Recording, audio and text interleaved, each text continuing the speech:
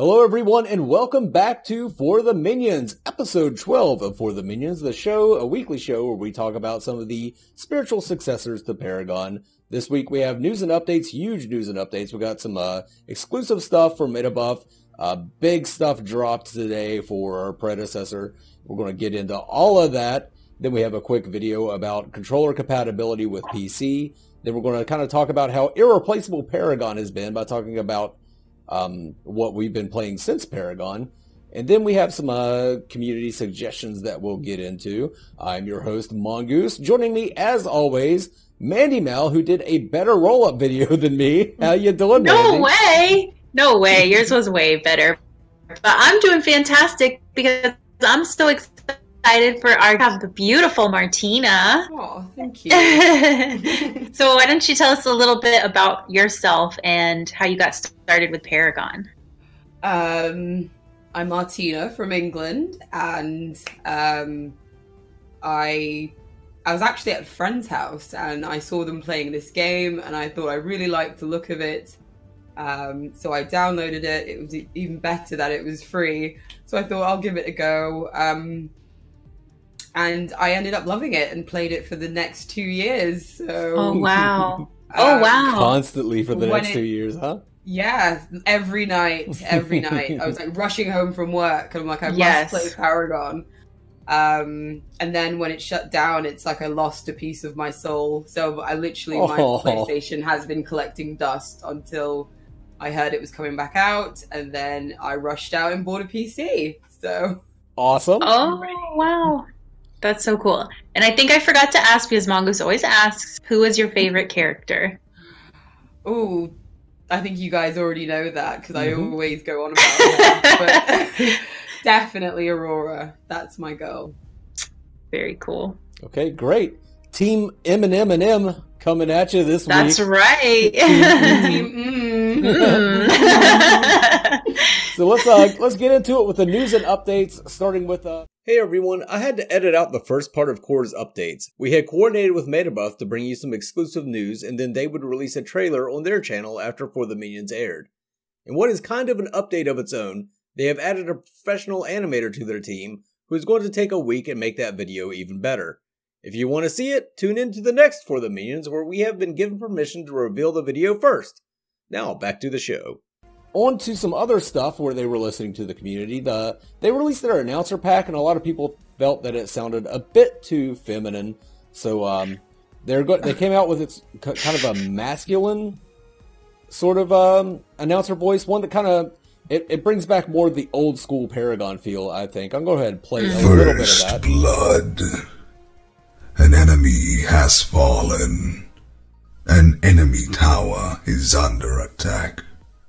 So yeah, that's a lot deeper. I think it's more in line with what Paragon had, but of course, like we said last episode, they plan to have various announcer packs that you can choose between. So if you prefer the more feminine announcer, then you can go with the more feminine announcer. If you prefer sort of the classic one, you can go with that one. I'm going to record my own voice packs and send them over to Metabuff to see if they'll take them. I want to do like a Southern hillbilly sort of one, like, "Hey man, your tower got fucked," you know. I forget who was saying it last time, but in the last For the Minions comments, they were talking that they wanted an announcer pack that was toxic, which I think would be great. Like, when you die, the announcer's like, "Good job, good job, good job, good job." Yeah. That would be perfect. I would use that all the time. An enemy tower is down. No thanks to you, it was windy. That would be absolutely great. I would love that. Yes. Mandy, why don't you fill us in on what's been going on with Omega Studios? Well, we have quite a bit of exciting news over there, too. So their alpha trailer released earlier today. And, you know, I try to be really professional when we do these shows, and I make little notes so I can say everything all nice and proper. But literally all I wrote down was, "Oh my God, oh my God, oh my God," because it looked so amazing. And it was just really cool for me personally to see something like that, you know, that I've been watching for a while now kind of come together. So yeah, so that's out. It looks amazing. Did you guys get to watch it? You saw it? Yeah, I love it. Oh yeah.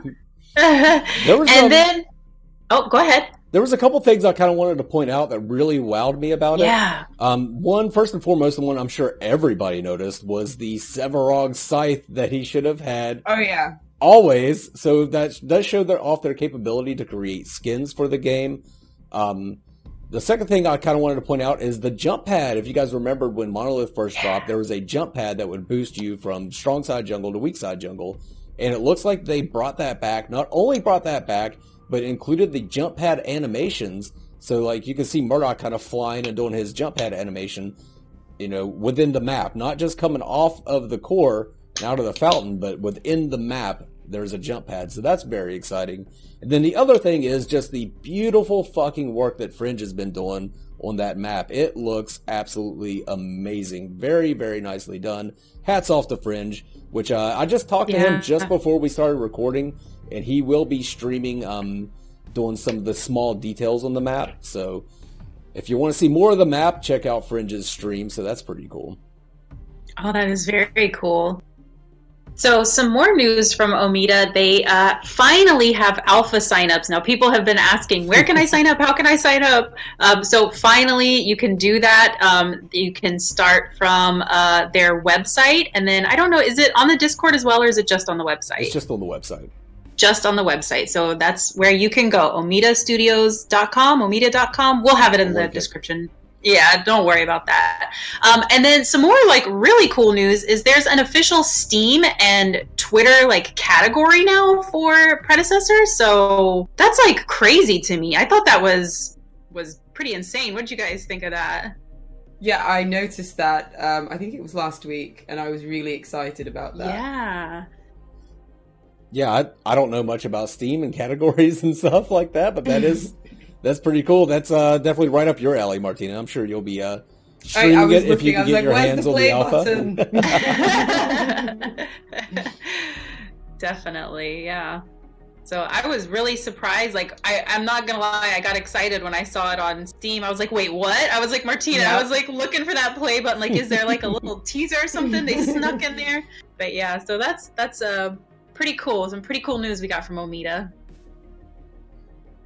All right, and moving on to Ethereal, we kind of half-ass announced this last week. Owen kind of came off the top ropes while we were recording and hit me with this update. But I did a full video on it myself, and then it's their lore writing competition. They have a lore writing competition, and the top two winners get to work with the team, join the lore team, and then work with Ethereal to create and design their own heroes. So if you've ever wanted to design your own hero for a video game, hit up that lore competition. Again, links down below in the comments. And you have to be 18 or over because you do have to sign an NDA, and it has to be 2,500 words or less, and it has to include one of 3 myths. But yeah, you can check that all out on their Discord. That is so insane to me that they are giving people that opportunity. Yeah. I think that is just amazing. I wish I was talented enough to pull off something, to have a shot at an opportunity like that. But man, that is just so cool. What would you design, Martina, if you could design your own hero? Aurora would have less clothes on. Instead of sweet side cheek action, you got the full cheek action. Yeah, definitely. She'd have, the Victoria's Secret wings. She'd have everything. Ooh, me well, I can get behind that. So, moving on from Ethereal, kind of a new segment on the show. I did a poll on Monday asking people which games they were the most excited for. I'm going to do this every Monday. The results for the poll this time, kind of a small sample, it was 215 votes, but it was Core at 60%, Predecessor at 21%, Ethereal at 13%, and Phoenix Rising at 7%. I'm going to keep doing these polls week to week, and then hopefully we can kind of watch and see how the numbers change based on what information is put out. So I can go back and look at for the minions and sort of use that as a barometer for what updates affected those numbers. So if you want to do that, Mondays is when I'm going to release the poll, so you can go and vote for your favorite game. The one that you're most excited for, I should say. Okay. Very cool. Now, the video segment this week, a lot of people, like Martina, bought computers just so that they could play these new games.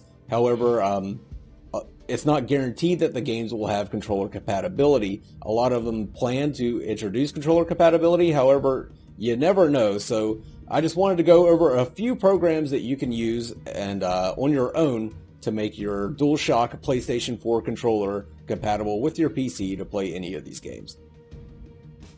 Paragon's player base was around 70% PlayStation 4 players. Many of these fans have made the move to PC in anticipation of these spiritual successors. One question that comes up time and time again is, will there be controller support?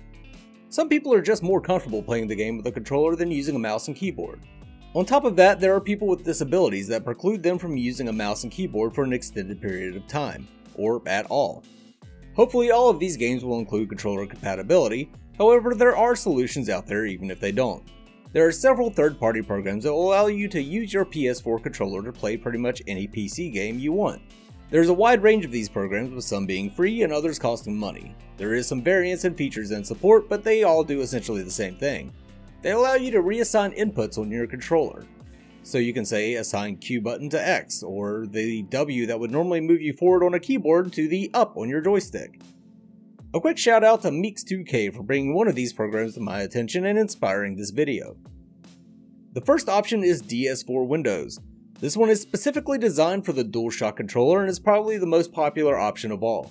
DS4 Windows is free, and if you just bought a rig to play these games, then you probably aren't looking to spend any more money. The only drawback is that you have to have a PlayStation controller. And that's it for the free ones. I found a few other free programs, but they seem shady as fuck, but there are some other options if you're willing to pay. Joy2Key is a popular shareware that allows for any controller. The cost is $7. Xpatter is another one that allows for any controller, and the cost is $10 and includes any updates to the program. I'm certain that doesn't cover all the programs you can use. Take a look around and you may find one that better suits your needs. Hopefully all these games will just include controller support. It may seem like something small, but it would go a long way towards bringing the nostalgia back to the player base. Not to mention allowing gamers with disabilities an easier time playing. I straight up didn't think about that at all until I started doing this video. While we're at it, let's make sure all these games have colorblind mode. That's all for now, folks. Back to the show. Alright, I hope that video helped some of you guys out. I'm a keyboard and mouse warrior myself, so I probably won't be using a controller at all. But we're going to move on. This week, we're going to talk about kind of how Paragon was irreplaceable. We're going to do it in a roundabout way. We're going to talk about what we've been playing since the fall of Paragon. Mandy, why don't you get us started off? What have you been playing? I know you've been playing a lot of cheap games. Yes, anything cheap or free is definitely for me. I actually haven't found anything to scratch that Paragon itch. Like, I haven't delved into too many other MOBAs because I don't think I'm a MOBA fan. I think I'm just a Paragon fan. So I'm not like, I don't need a MOBA to like fill that void. I just need a Paragon-like game to, you know, to fill that void. So other than that, I've just been playing a ton of different stuff. Mostly, I've actually, since Paragon died, because I did play Paragon both on PC and PS4, but mostly on PC. Now I've kind of shifted and I'm doing a lot more console gaming. So I've been playing a lot of stuff on there, a lot of like older titles that I never explored because I didn't have like a PS2. I played Shadow of the Colossus recently, and that was, I still don't know how I feel about that game. It was very frustrating, but I just had to keep going. Yeah, it's like I had to keep going. But so yeah, just a lot of cool stuff on the console, and then like you did mention, lots of cheap and free stuff that I can find. Especially, there's a lot of free PC games out there that are really fun. They're just like dumb fun, and I've been having a lot of fun doing that. What about you, Martina? Again, just being a bit salty about Paragon. I've just been extremely dismissive of any other MOBA. I haven't honestly given them a chance. I think I played on the day that it closed. I tried Smite, and 2 minutes in, I was like, no, this is not for me. So I've just been playing 7 Days to Die, which I originally played before on PlayStation, but now I'm playing that on PC. And I'm getting into retro games at the moment. So I'm just basically trying to distract myself until one of these remakes come out. Yeah, Paragon kind of, it ruined gaming for me. It kind of like, oh, it did, yeah. Games that I played a lot before Paragon came out, like Heroes of the Storm. I used to play the dog shit out of Heroes of the Storm. I tried to go back to that after Paragon. I was like, what the fuck am I doing? Yeah, same. This isn't like, fun anymore. And like you said, I tried to do Smite. Smite's a good game. I'm not going to talk shit about Smite. I think it's a great game. It just is not Paragon. Nothing is Paragon, and thank God these guys came together. All of these people came together and started to kind of remake it for us so we can finally get it back. Oh my God, it hurts so bad. I know. To have lost I Paragon. wouldn't turn my PlayStation on it since Apex came out. I've started to play Apex, and everyone on my PlayStation is like, "Oh, you're back into gaming." I'm like, "Yeah, for now, kind of. We'll see." Yeah, I'll get into a game like Apex. I'll play it a little bit, and then I'll get bored with it after a week. That's kind of been the story of my life after Paragon is play it for a little bit, get bored. I tried to get back into Overwatch too. I used to be big into Overwatch when it was in beta. I even did some Honest Hero reviews for Overwatch Heroes, but again, just couldn't get back into it. Little stupid games I'll still play, like Hearthstone. I still play that fairly regularly. If you guys don't know, Sergeant Smokey used to stream Hearthstone.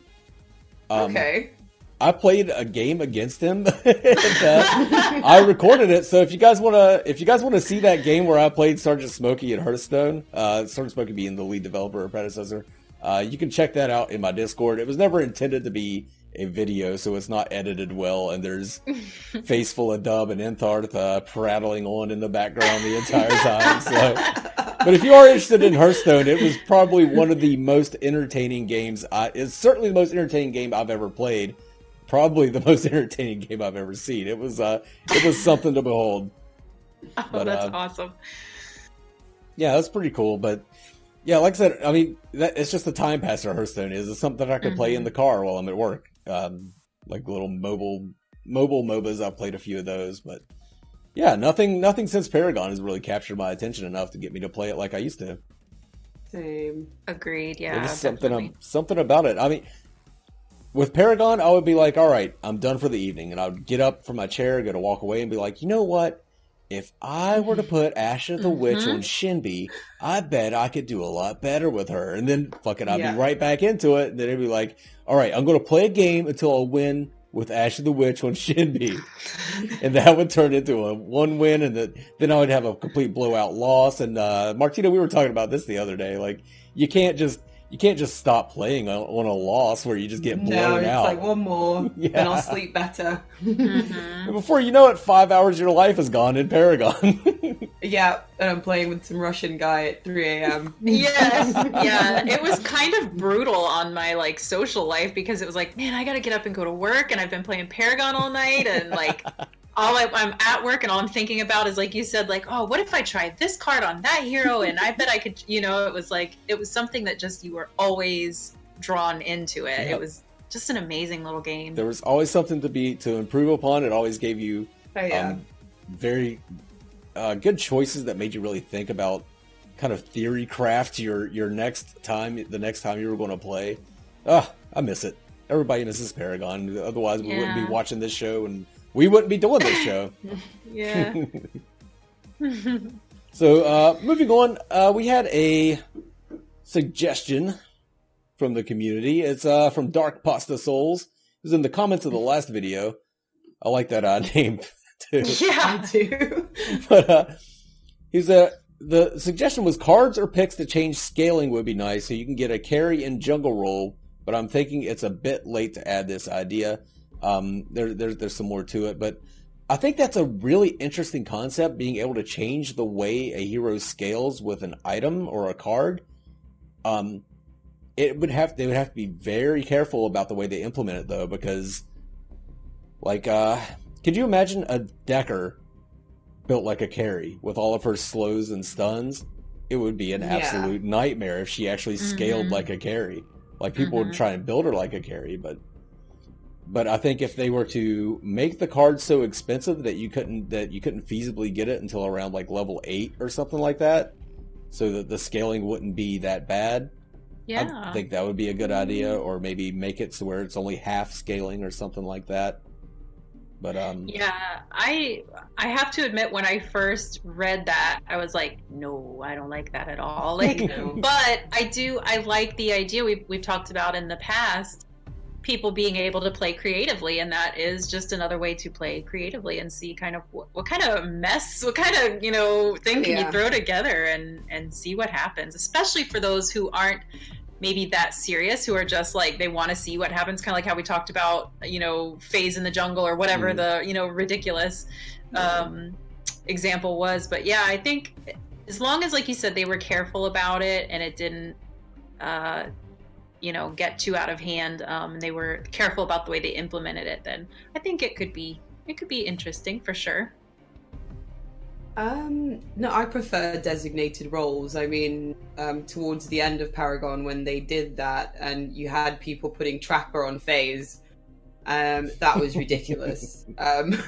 I think that when you keep it designated roles, it keeps the game team-based, and it forces you to learn to work with, or you fail, because that's what Paragon was. If you wanted to go out and do your own thing, the possibilities are you're probably going to lose the game. Everyone has a role, and you have to play as a team. And I think that for me is a main reason why I did like Paragon, because it forced you to learn to be a part of a team with people. Very good point. Yeah, Very good point. Absolutely. Very well said. Yeah, I think it would be fun, but like I said, it would have to be very, very strictly regulated and balanced. But that's a suggestion I have for these games. Here's what I want out of all of these games. I want the ability to crouch. Not so I can like peek and like be tactical. I just want to be able to teabag my foes after they die. Oh yeah. There's no way to do that in Paragon. You can plant a banner. Come on. Give me my teabags. Give me my teabags. Give me back my hashtag give me my teabags. So somebody put a crouch in the game so I could teabag people. Oh my gosh. Well, I guess Aurora couldn't really teabag anybody, could she? No. Give him the old Dunkin' Donut. Oh my god. Yeah. That doesn't even make sense. Fair, before I killed anyone, I'd always use my emote where she just sort of made an ice sculpture of herself. Oh, the one where she stabbed it too? Before I murdered them. Nice. Beautiful. So that's going to be, we're going to start wrapping it up. Plugs. Mandy, you got anything you want to plug this week?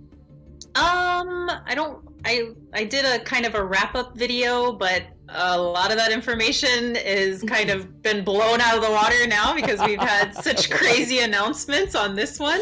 But still, go ahead, go check it out. Check out the channel. You'll find something you like there, I'm sure. Martina, anything you'd like to plug? I'm sure your Twitch channel.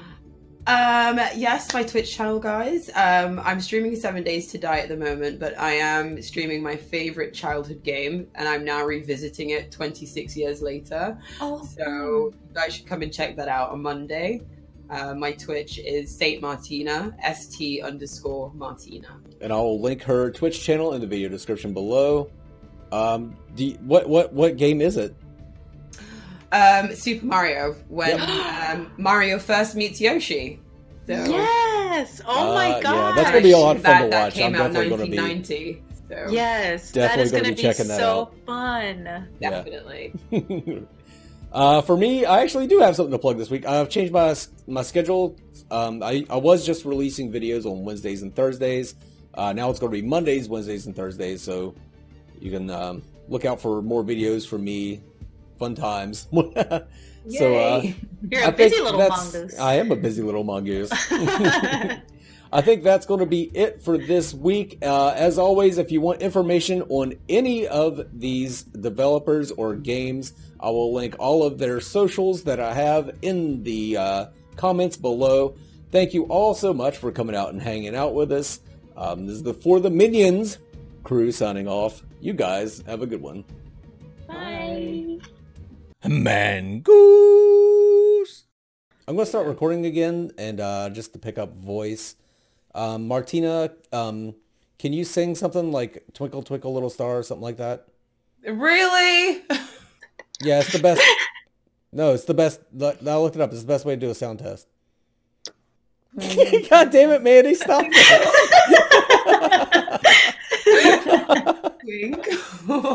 Mandy, ruining my fun. That's what I'm here for.